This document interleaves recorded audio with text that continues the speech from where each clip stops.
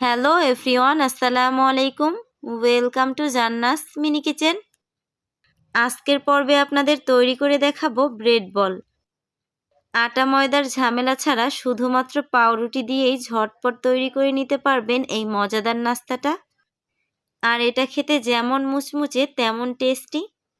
চলুন আর কথা না বাড়িয়ে রেসিপিটা শুরু করা যাক। প্রথমে আমি একটা মিক্সিং বলে 1 কাপ পেঁয়াজ কুচি নিয়ে নিচ্ছি।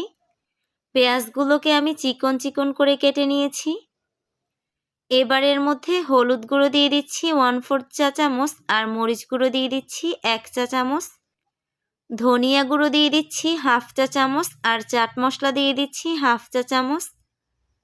আস্ত জিরা দিয়ে দিচ্ছি 1/2 চা চামচ। স্বাদ মতো বা 1/2 চা চামচ লবণ দিয়ে দিচ্ছি। এবার কালো জিরা দিয়ে দিচ্ছি 1/2 চা চামচ, আর আদা কুচি দিয়ে দিচ্ছি 1/2 চা চামচ। কাঁচামরিচ কুচি দিয়ে দিচ্ছি 1 চা চামচ, সাথে দিয়ে দিচ্ছি 1/2 কাপ ধনিয়া পাতা কুচি। এবার এখানে একটা ডিম অ্যাড করে নিচ্ছি, তবে চাইলে আপনারা ডিমটা নাও দিতে পারেন। এবার হাত দিয়ে সবকিছু খুব ভালো করে মাখিয়ে পেঁয়াজটাকে নরম করে নিচ্ছি। এখন একটা বাটিতে নর্মাল পানি নিয়ে নিয়েছি। এর মধ্যে আমি 2টা পাউরুটি দিয়ে উল্টে পাল্টে ভিজিয়ে নিচ্ছি। পাউরুটিটা নরম হয়ে গেছে। এবার পাউরুটিটাকে হাত দিয়ে খুব ভালো করে চেপে চেপে অবশিষ্ট পানিটা ফেলে দিচ্ছি। এবার মাখিয়ে রাখা পেঁয়াজের মধ্যে পাউরুটিগুলো অ্যাড করে নিচ্ছি। এখন সেমভাবে আমি আরও 4টা পাউরুটি অ্যাড করে নিব।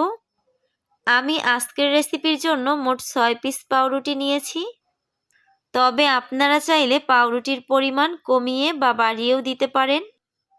এবার পাউরুটিগুলোকে খুব ভালো করে মশলার সাথে মাখিয়ে নিব। মাখিয়ে নেওয়া হয়ে গেছে। এবার এগুলোকে ছোট ছোট বলের মতো করে গরম তেলে দিয়ে দিচ্ছি। আগে থেকেই আমি তেলটাকে গরম করে নিয়েছি। এবার এর মধ্যে 10 থেকে 15টার মতো ব্রেড বল দিয়ে দিয়েছি। যেহেতু এগুলো ছোট ছোট, তাই একসাথেই কিন্তু অনেকগুলো ভেজে নেওয়া যাবে।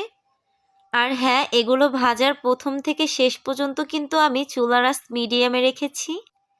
দেখুন, ব্রেড বলগুলোতে কিন্তু দারুণ একটা কালার চলে এসেছে। এবার এগুলোকে তেল ঝরিয়ে তুলে নিচ্ছি। এই তো তৈরি হয়ে গেল আমার আজকের রেসিপি মুচমুচে ও টেস্টি ব্রেড বল। বিকালের নাস্তা সহ বাসায় কোনো মেহমান আসলেও কিন্তু ঝটপট এই রেসিপিটা তৈরি করে নিতে পারবেন। আজকের রেসিপি ভালো লাগলে চ্যানেল সাবস্ক্রাইব করতে ও পেজ ফলো করতে ভুলবেন না। আজকের রেসিপি শেষ করে এখানেই বিদায় নিচ্ছি। সবাই ভালো থাকবেন। আল্লাহ হাফেজ।